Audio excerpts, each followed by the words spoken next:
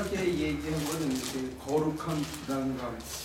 어떤 때는 막연하게 이래야 될 것 같은데 사실은 그쪽에 좀 안 쳐다보고 그렇게 하려 그러면 내가 지금 하고 있는 모든 것을 내려놔야 되는 게 아닌가 이런 생각들. 여러분들이 어느 정도 비슷하게 얘기했는데 주님께서 얘기하시는 자기를 부인하고 자기 십자가를 지고 나를 따르라 했을 때 이 자기 십자가가 도대체 뭐냐. 그렇다면 여러분들은 정말로 자기 십자가를 지고 살아가고 있는가? 정말로 주님을 따르고 있는가? 근데 주님이 왜 따르라 그랬냐 하면 암시는 뭐냐면 내가 장로들에게 고난을 받고 죽임을 당한 후 사흘 후에 다시 살리라. 다시 살리라. 이게 초대교회의 가장 큰 메시지였거든요. Jesus was risen. 그가 다시 살았다. 그래서 proclaimer becomes the proclaimed라는 신학의 그 구절이 있어요. 하나님 나라를 외치던 선포자가 선포의 내용이 되었다는 거예요. 다시 말해서 하나님 회개하라, 하나님 나라 가까웠다 이렇게 선포하고 다니셨어요. 근데 제자들이 뭐라고 이제 얘기하냐면 그가 죽은 자 가운데서 다시 살았다. 그게 이제 선포의 내용이 바뀐 거예요. 제자들에 의해서. 제자들이 외쳤던 선포의 내용은 딱 하나예요. 뭐냐? 예수가 죽은 자 가운데서 다시 살아났다. 이게 초대교회의 유일한 메시지예요.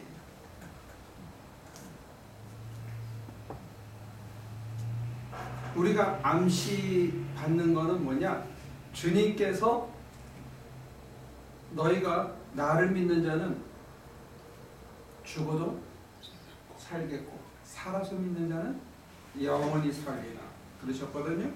그러면 자기 십자가를 지고 주님을 따르라 했던 이유는 어디에 있느냐? 생명을 주기 위해서.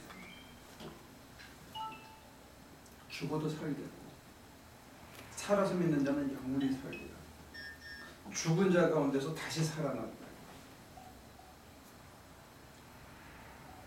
그 얘기를 조금 실존주의자들의 언어로 재해석을 하면 어떻게 되냐? 여러분과 제가 어떤 때는 살면서 살아도 사는 것 같지가 않아요. 어느 날 내가 딱 하고 각이 생기면 내가 이게 살아도 산 게 아니야. 근데 어떤 모멘텀을 통해서 내 삶의 가치관도 바뀌고 내가 나를 바라보는 눈도 바뀌고 내 행동 양식도 바뀌면서 정말로 살아있는 것 같으네. 이게 사람 사는 거구나 하는 그런 모멘텀이 온다는 거예요. 그게 바깥 사람이 볼 때는 고생스럽든지 잘 나가든지 그런 것에 전혀 큰 영향 받지 않고 바울이 얘기한 일체자족을 배웠다는데 정말로 이게 내가 이렇게 사는 게 사는 거구나 이게. 근데 이게 하나님 때문에 내가 이렇구나 하는 그런 날이 온다는 거예요.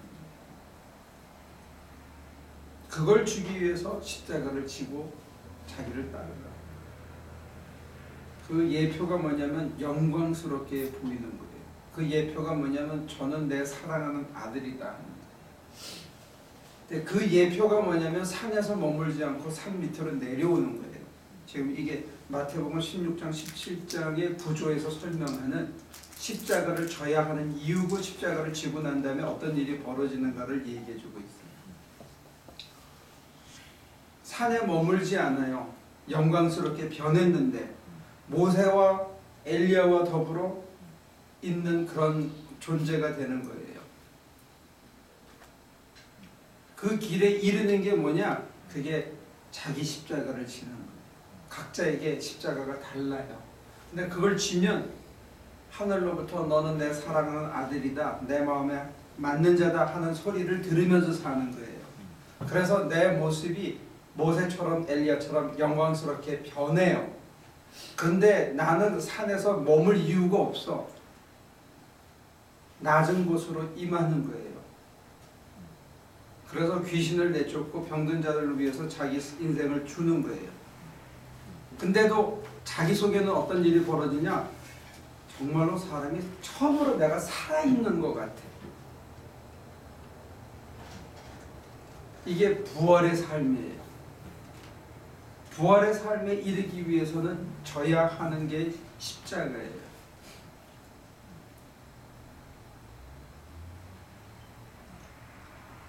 헷갈리나? 성경에 있는 거를 지금 제가 이어서 설명을 드립니다. 내 십자가는 뭐냐?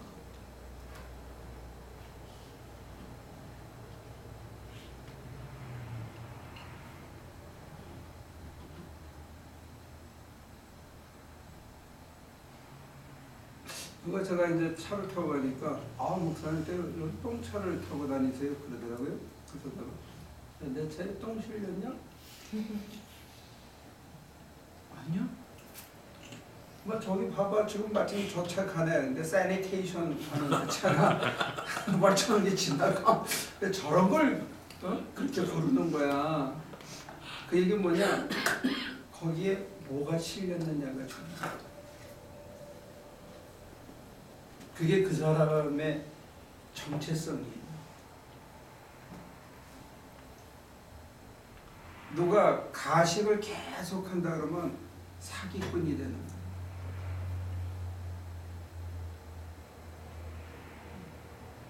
누가 자기 일을 하는데 타일을 붙이는데 최선을 다해서 최고의 제품을 만들어요. 그러면 장인이 되는 거예요. 그리고 거기에 창의성까지 붙으면 예술가가 되는 거예요. 아티스트가 되는 거예요.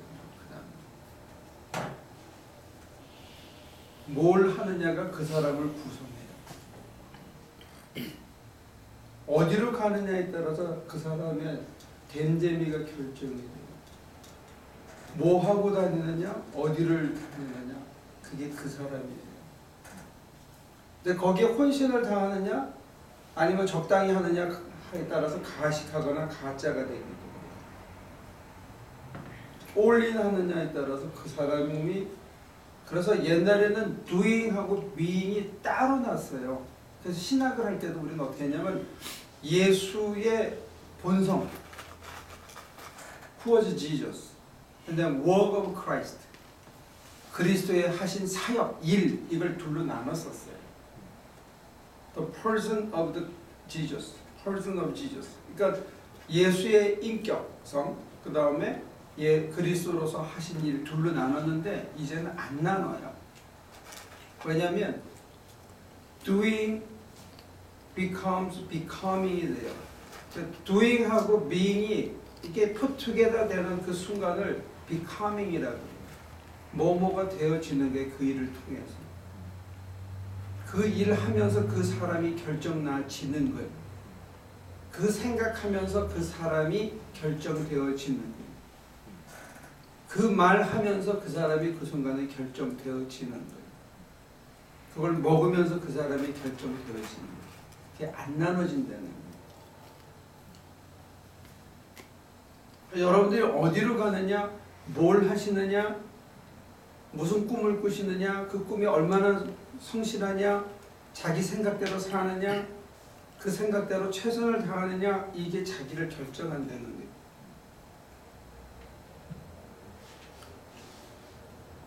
여기 본문대로 한다면 예수님은 사람 생각은 안 하고 하나님 생각만 했어요. 그래서 하나님 하시는 일, 하나님 마음에 합당한 일, 그게 산에 머무르는 일이 아니고 땅에 내려가서 귀신들과 더불어서 스트로크를 하면서 사람을 살리냐면 그 밑바닥에 내려가서 그걸 다 했어요. 그래서 하나님을 생각하다가 끝까지 그걸 해내고 나니까 그 체제를 수호하는 사람들, 체제에서 기득권을 유지하는 사람들, 거기서 그게 종교든 정치든 세상 권력이든 세상의 부든 가진 사람들이 보면 위협을 느끼고 이 인간 때문에 우리의 질서가 무너진다고 생각할 때 그 사람을 이렇게 쳐가지고 도토리, 개밥의 도토리처럼 빼내가지고 그 끝이 결국은 형틀로서의 십자가에 죽는 거예요. 죽음이었어요. 근데 그 죽음을 달게 받은 이유는 어디냐? 그게 끝이 아니라고 믿어요. 왜냐하면 살아있는 동안에 아버지와 내가 하나라고 그분은 느꼈기 때문에. 그래서 죽음과 삶의 구별을 일반 사람들처럼 그렇게 느끼지 않았던 거죠. 죽는 것도 두렵지 않은 거예요. 살아있는 게 좋기 때문에. 지금 하고 있는 게 좋기 때문에. 그러니까 여러분들이 지금 뭘 하면서도 이게 아닌데 하면서 하는 거는 사실은 진정한 의미의 생명은 아니에요. 그건 자기 십자가가 아니에요. 남의 십자가를 지고 가는 거예요.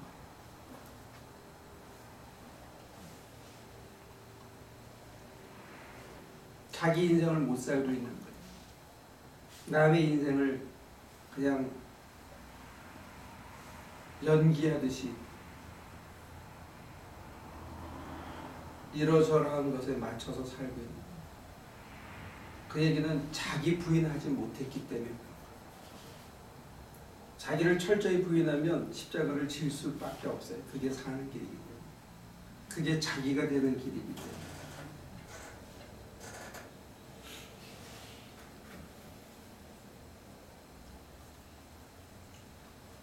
며칠을 살더라도 몇 달을 살더라도 다음은 몇 년을 살더라도 어떻게 살더라도 자기 인생을 살다가 가야 됩니다.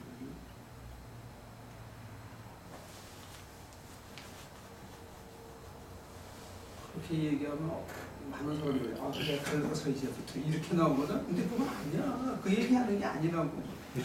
정말 왜 그렇게들 오해를 하거나 이해를 못하는지 다 그 얘기가 아니고 내 인생을 찾아야 된다는 얘기를 하는 거예요.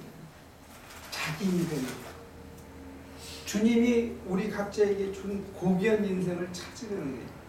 그게 설령 그 종국이 개밥의 도토리처럼 배척을 받아서 외톨이가 되고 그 다음에 그게 십자가에 처형을 당하는 그런 길이다 하더라도 하나님을 생각하기 때문에 하나님이 주신 삶을 내가 성실히 살아내면 사람들은 이 극이 멀고 이게 큰일 나고 더러우고 억울하고 분한 일이라고 생각하는데 거기 가도 내 뜻대로 마시고 아버지 뜻대로 하고 그냥 받아들일 만한 사건이 되는 거예요.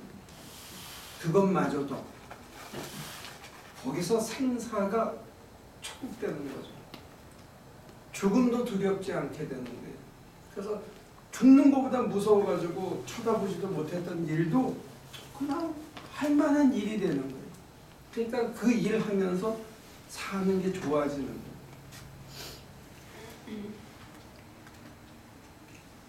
겉도나? 이게 여러분들에게 딱 이렇게 안 찍혀요?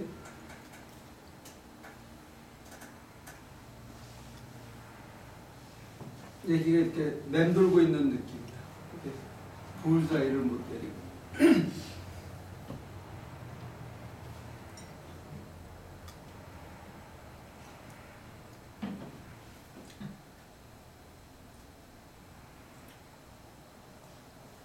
더 얘기를 해요? 아니면 한 줄 미뤘다가 또 고민한다 얘기예요? 고민도 안 해요.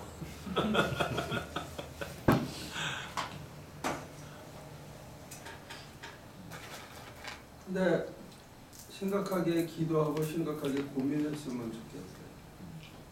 여러분, 제가 여러분들의 인생을 대신 살아주지는 못하잖아요. 뭔가 약간의 어드바이스를 주거나 약간의 경험담을 서로 쉐어해 줄 수는 있을지 몰라도 제가 여러분들의 인생을 대신 살 수는 없죠. 여러분들이 찾아야 되는 자기 인생이라는 거예요. 아까 권사님 얘기하신 대로 그게 내게 어떤 부담감을 줄지라도 그것을 내가 그 부담감을 거부하고 부인하고 그 부담감을 느끼는 나 자신을 죽이고 하나님의 소리를 들어서 그 부담감 한가운데로 뛰어들면 거기에 생명이 있대요.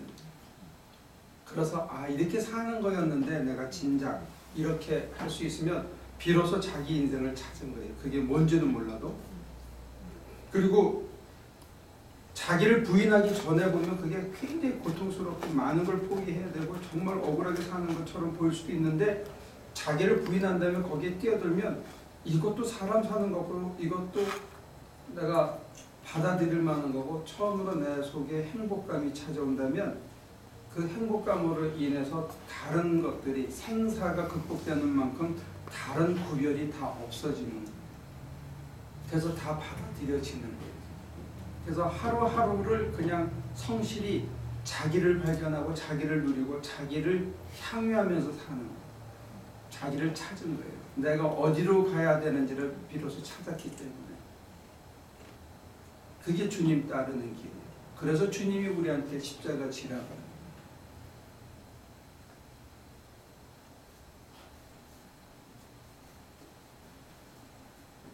여러분들이 자기 십자가가 뭔지를 모른다 그러면 그건 사실은 좀 심각합니다.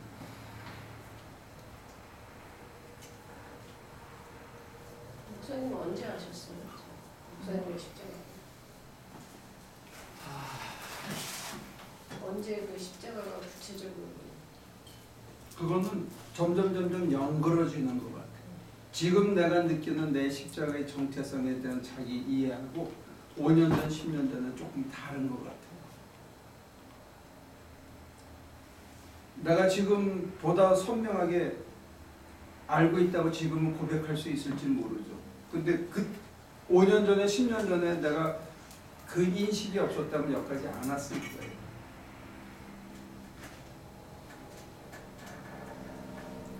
근데 근자에 들어서 다시 정리하는 거는 있죠. 이게 아닌가.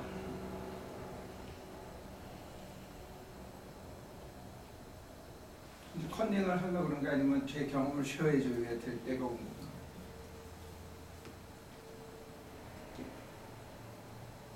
경험을 말씀하시는데 이건 어떤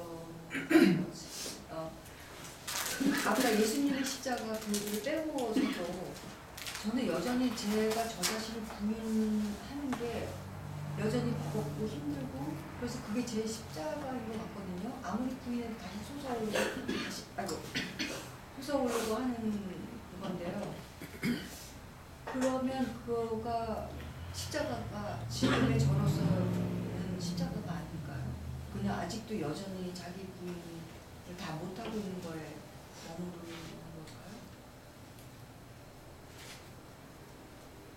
걸까요? 주님이 얘기하시는 십자가를 단어를 만약에 현대어로 바꾼다 그러면 소명의식이라고 바꾸면 이해가 더 빠를 수도 있어요. 하나님께서 이 땅에 날 왜 부르셨는가? 내가 뭐 하고 살기를 원하시는가? 그걸 여러분들이 십자가라고 생각하면 이해가 더 쉬울 수 있어요. 목사님 그러면은 내 십자가를 지고 네 십자가를 지고 나를 따르라 했을 때 그것을 그렇게 하면은 거기서 기쁨이 오지 않아요? 와야죠. 당연히 와야죠. 왜냐하면 다시 살리라 했으니까. 죽어도 살겠고 살아서 믿는 자는 영원히 살리라. 자기를 얻고자 하는 잃을 것이요 날 위하여 자기 목숨을 버리는 자는 얻을 거라 그랬거든요. 그 뒤에 설명이 붙어 있어요. 친절하게. 근데 그 기쁨이 단순한 기쁨, 잠깐의 기쁨, 그냥 과도한 희열이 아니고 자기의 일상의 고된 삶을 버텨주는 잔잔한 충만함 같은 거예요. 그때는 누가 안 알아줘도 아무 상관이 없어요.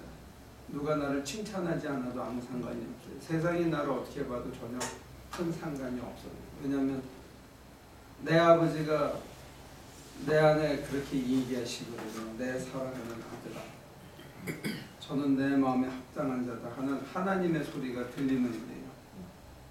그걸로 우리가 버텨내고 가는 거죠. 이 십자가를 하나님과의 관계에서 주님이 보여주신 모델을 보면서 아까 다시 돌아가면 예수님이 십자가에 매달려 돌아가셨든지 설령 돌에 맞아 죽든지 지나가던 차에 치여 죽든지 아무 상관이 없다는 얘기를 극단적으로 표현했잖아요. 그 얘기는 뭐냐면 예수님께서 하나님을 생각하고 하나님의 음성을 들으면서 하나님의 뜻대로 살라고 길을 쓰면서 어떤 유혹에서 넘어지지 않고 제자들이 어떻게 하든지 간에 세상 사람이 어떻든지 간에 자기 몸뚱아리를 끝까지 치면서 주님 아버지 하나님 원하시는 길을 끝까지 가면 세상이 아버지 원하는 대로 살지 않기 때문에 그렇게 하나 사는 인간이 있다는 게 불편한 거예요. 그러면 그를 죽일 수밖에 없어요.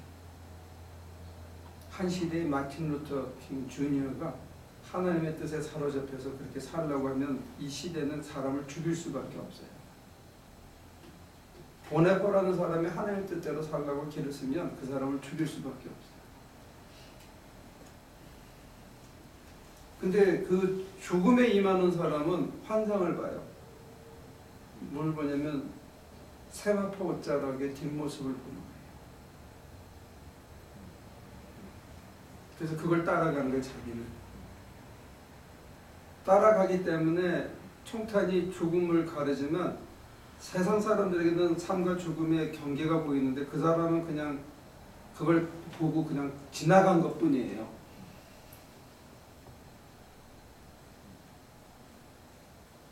예를 들면 이 불이 꺼지고 여러분들 가약한 다음에 제가 여기 불 켜고 있다가 불 끄면 깜깜한데 이 가던 행선을 가잖아요. 문을 봤단 말이에요. 그럼 불 꺼도 내가 일로 나갈 수 있거나 그런 것처럼 주님을 보고 따라온 삶이었기 때문에 총탄이 오면 깜깜해져 잠깐은. 근데 거기 따라가는 거야. 그걸 나하폴게라고 해요. follow. 그냥 따라가는 거예요. 따라갔기 때문에 죽어도 살겠고 죽음과 삶과의 큰 구별이 없어요. 죽음과 삶의 구별이 크게 가지 않으면 생사화복이라는 것도 화와 복이라는 것도 그게 큰 차가 없는 거예요. 많이 얻은 것과 모든 걸 잃은 것 사이에 큰 차가 옛날만큼 없는 거예요. 왜? 내 눈에 뭐가 보이니까? 주님의 옷자락이 보이니까, 뒷모습이 보이니까. 나는 그분 따라갔다.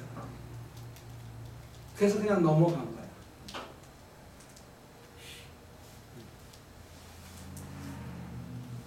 희끗희끗 보이는 그 걸음을 따라가기 때문에 나는 그냥 좋은 거예요. 어떤 때는 그 폭이 가까웠다가 바로 옆에 계셨다가 어떤 때는 떨어질 수도 있어. 그러나 나는 그걸 놓치지 않기 때문에 계속합니다. 근데 그 주님은 언제 내 앞에 서시느냐? 주님이 내게 맡겨진 일을 내가 잘할 때, 내게 가라고 한 길을 잘 갈 때 주님이 늘 앞에 계셔요. 엉뚱한 데서 엉뚱한 짓 하면 안 보여. 그래서 불안한 게 그걸 anxiety다. 신의 부재 때문에 생기는 anxiety, 불안, 근본적인 불안. 내가 전적으로 의존해야 되는데 전적으로 의존해야 될 대상이신 주님이 내 삶에서 감지되어지지 않을 때 느끼는 불안감이에요. 허전합니다. 그거는 내가 그분 아닌 길을 가고 있기 때문에. 물론 예외는 있어요. 우리의 그 감각을 아주 고양시키기 위해서 잠시 마치 안 계신 것처럼 그렇게 하실 때인데 그거는 우리는 아니에요. 그거는 고도로 정말 정선된 영혼을 가지신 몇 분들에게 생기는 거예요. 그게 이제 그 테레사 수녀가 내가 정말 하나님을 믿는다. 주님이 정말 계신가 하고 마지막에 물어봤을 때 그때쯤 됐을 때 이제 그 영혼의 마지막 고향을 정결을 위해서 주시는 거고 우리 같은 사람들은 아니에요. 그러니까 그거는 절대로 아직 걱정하지 말고 우리는 안 보이면 내가 딴짓하고 있다는 걸 확실히 느끼시는 거예요. 뭔가가 인생이 퍽퍽하면 내가 딴 길을 가고 있다고 돌이키면 돼요.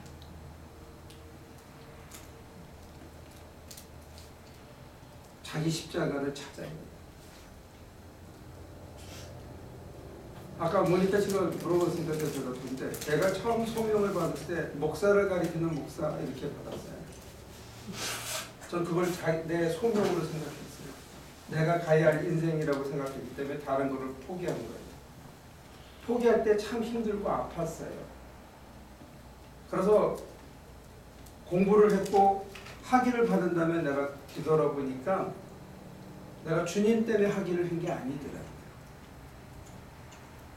내 속에 5%, 10% 남아있었던 그 공부에 대한 욕심, 교수가 되고 싶은 욕망들이 그것을 포장을 했고 그게 썩어가지고 나중에는 전체가 돼버리고. 근데 내가 길을 잃은 거예요. 저는 길을 잃은 적이 있어요. 목사가 되고 난 다음에도 길을 잃었어요. 여러 번 길을 잃었어요.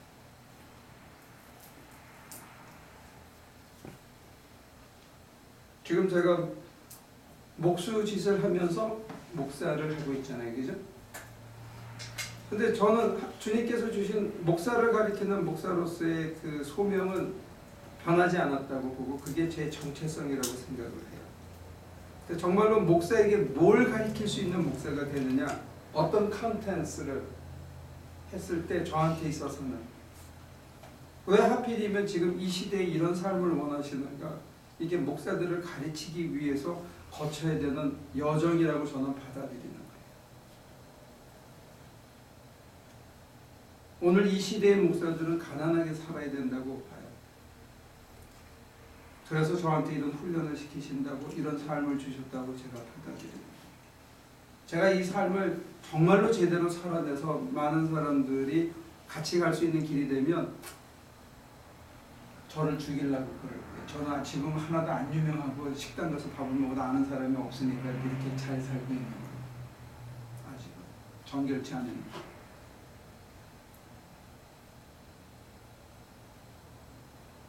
목사님, 그거는 지금 시대가 아니고 옛날부터 그 성직자라고 하면은 글쎄 제가 어디서 들은 것도 아니고 그냥 제가 그냥 가지고 있는 이거는 그냥 가난하게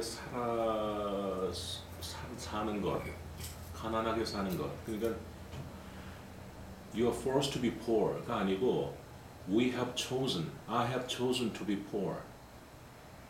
그 전통은 모나스트리에서의 전통은 하나님을 소유하기 위해서 모든 것을 자발적으로 포기하는 데서부터 시작했죠. 근데 그 포기는 물질적인 소유도 포기하고 잘하는 것을 포기하는 것이었어요. 중요한 거. 근데 거기에 상대적으로 살아가는 게 뭐냐면 수사들이나 수도승들이, 사제 서풍을 받은 수도승들이 이쪽에서 산다면 이쪽에서는 귀족으로서 살아가는 사제들이 따로 있었어요. 두 개의 축이 언제나 같이 있었어요. 그래서 여기서 출발했던 사람이 루터인데 이걸 거부하고 치고 나와서 새로 만들었죠. 그래서 오다가 보니까 근면검소 절약을 하다 보니까 나중에 이 사람들이 또 하나의 훈련받은 귀족이 된 거예요. 교육받은. 이게 참 모순이에요. 성직을 감당하기 위해서는 세속적인 교육을 받아야 되잖아요. 헬라어도 해야 되고 성경도 해야 되고 철학도 해야 되고 인문학도 해야 되고 하다 보면 귀족이 돼버려요. 갑자기. 그런데 재밌는 거는 뭐냐면 우리나라에 처음 왔던 선교사 중에 장로교 선교사 언더우드는 모자, 이 검은 모자 있잖아요. 챙을 쓰고 턱시도를 입고